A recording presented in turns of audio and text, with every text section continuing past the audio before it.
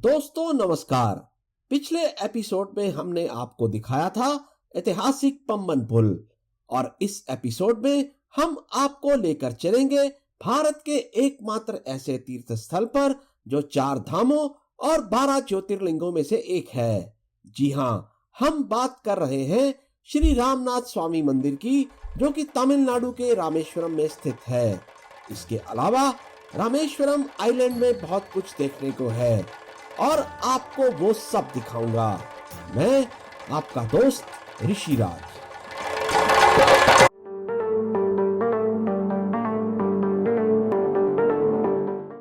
Pamban station पर उतरने के बाद हम पहुंच गए अपने गेस्ट हाउस और यहां से तैयार होकर हम बढ़ चले हैं आज के सबसे महत्वपूर्ण स्थल यानी कि श्री रामनाथ स्वामी मंदिर, जिसे हम रामेश्वरम धाम के नाम से जानते हैं।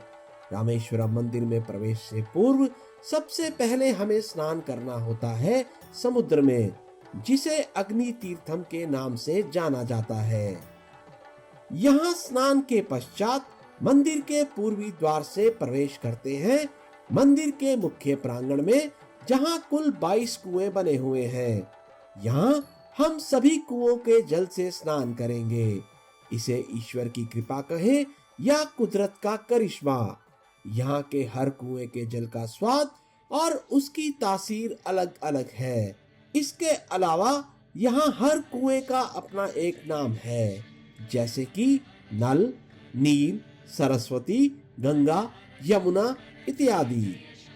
यहाँ हम जो वस्त्र पहनकर आते हैं वो यहीं छोड़ने होते हैं और साथ में लाए फ्रेश कपड़े पहनते हैं और फिर जाते हैं माँ सीता द्वारा स्थापित भगवान श्री भोलेनाथ के दर्शनों की ओर, जो कि ज्योतिर्लिंग के रूप में यहाँ विराजमान है। इसी पवित्र स्थान पर प्रभु श्री राम ने लंका युद्ध के बाद भगवान भोलेनाथ की आराधना की थी और सीता माता ने अपने हाथों से एक शिवलिंग का निर्माण कर उसे स्थापित किया था, जिसका आज भी निरंतर पूजन किया जाता है। कथा कुछ इस प्रकार है कि प्रभु श्री राम ने असल में हनुमान जी को आदेश दिया कि वो हिमालय से एक शिवलिंग लेकर आए, जिसे लाने में हनुमान जी को थोड़ा विलंब हो गया और वही पूजा का शुभ मुहूर्त निकला जा रहा था। तभी माता सीता ने अपने हाथों से रेत लेकर के शिवलिंग का निर्माण किया और उसे यहाँ पर स्थापित कर उसकी पूजा अर्चना की और इस प्रकार से वही शिवलिंग यहाँ ज्योतिर्लिंग के रूप में सदा सदा के लिए स्थापित हो गया और सदियों बाद भी लाखों भक्त रोजाना इसी शिवलिंग की पूजा आज भी विधिवत रूप से करते हैं। जय जय शंकर हर हर शंकर। इस पुण्य तीर्थ की गणना भारत के 4 धामों में भी होती है। हिंदू शास्त्रों के अनुसार अन्य 3 धाम हैं।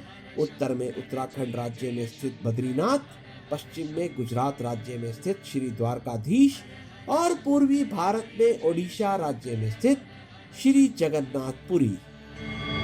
हर हर शंकर जय जय शंकर। इस मंदिर प्रांगण में वह शिवलिंग भी रखा हुआ है जिसे बाद में हनुमान जी लेकर आए थे।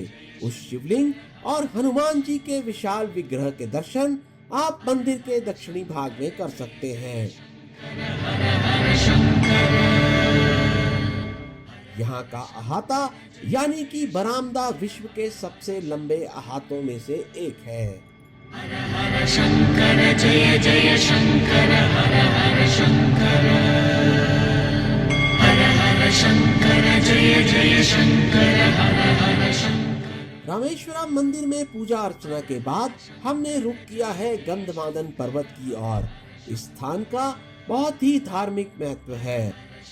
ऐसा माना जाता है कि माता सीता की खोज में जाने के लिए हनुमान जी इसी पहाड़ी से श्रीलंका की ओर कूद गए थे। यहाँ प्रभु श्री राम के चरणों के भी निशान हैं, जिनके बारे में माना जाता है कि वे श्रीलंका जाने से पूर्व यहाँ आए थे। श्री राम चरणों के दर्शनों के बाद हमने यहाँ से रुख किया है डॉक्टर एपीजे अब्दुल कलाम के पैतृक निवास की ओर। इसी स्थान पर उनका जन्म हुआ, उनका बचपन बीता और उन्होंने यह सीखा कि किस तरह से विज्ञान को मानव की प्रगति के लिए इस्तेमाल किया जा सकता है। वर्ष 2006 में जब मैं पहली बार रामेश्वरम आया था तो उनका पैतृक निवास कुछ इस तरह दिखता था।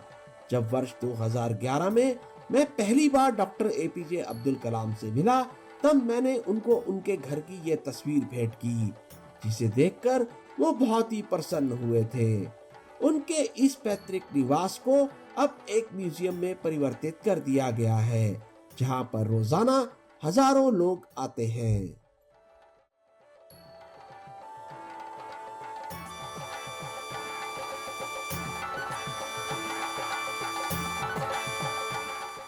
डॉक्टर कलाम के परिजनों से मुलाकात के बाद अब हम जा रहे हैं धनुषकोटी की ओर।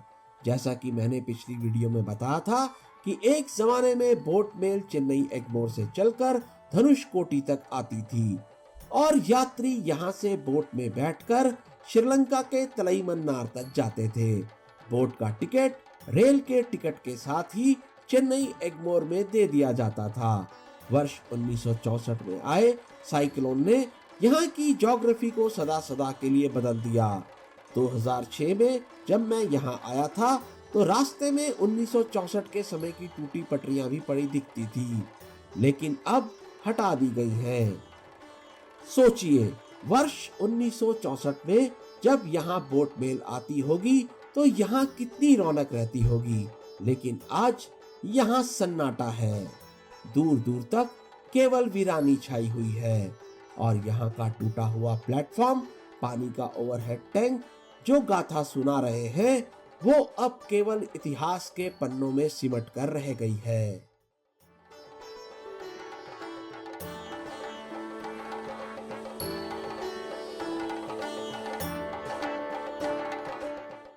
अब हम बढ़ रहे हैं भारत के सबसे अंतिम छोर की ओर, जिसे कहते हैं अरिचल मुन्नई।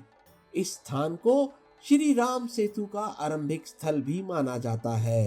हिंदू धर्म में राम सेतु की बहुत बड़ी मान्यता है। यहाँ पर हमने मन ही मन प्रभु श्री राम का स्मरण किया और उन्हें प्रणाम किया।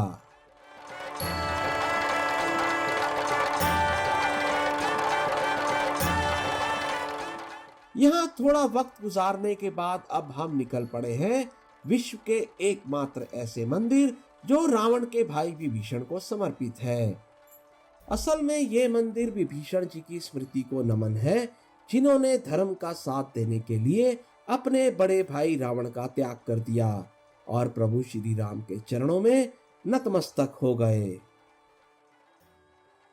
ये है भारत का अंतिम रेलवे स्टेशन रामेश्वरम।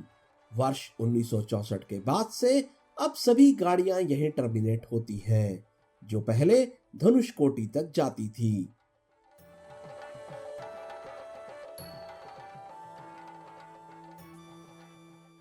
रामेश्वरम की पवित्र धरती पर गुरु नानक देव जी का भी आगमन हुआ है।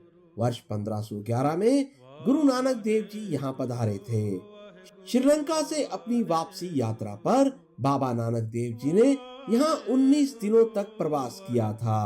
यहाँ उन्होंने पूर्वाग्रह की बाधाओं को तोड़ने का उपदेश दिया था। गुरु नानक देव जी के आगमन से पूर्व यहाँ खारा पानी उपलब्ध था। यहाँ प्रवास के दौरान उन्होंने ये कुई खोदी जिसमें से मीठा पानी निकाला। सिख भक्तों ने अभी भी इस कुई को संरक्षित करके रखा हुआ है।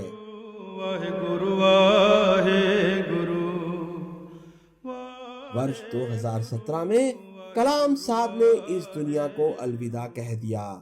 उनकी पुण्य स्मृति में यहाँ एक भव्य स्मारक का निर्माण किया गया है। यहाँ उनकी समाधि भी बनाई गई है। इस स्मारक में उनके जीवन से जुड़ी कई सारी महत्वपूर्ण वस्तुओं को भी प्रदर्शित किया गया है। कुल मिलाकर ये स्मारक मस्त सीन है। रामेश्वरम आए तो इस स्मारक पर अवश्य आए। अपनी रामेश्वरम यात्रा को अब हम यहीं विराम देते हैं। आशा है आपको मेरा ये वीडियो अच्छा लगा होगा। अगर आपको मेरा ये वीडियो अच्छा लगे तो इसे लाइक करें। मेरे चैनल एक्सप्लोरिंग इंडिया विद ऋषि को सब्सक्राइब करना ना भूलें। जय हिंद।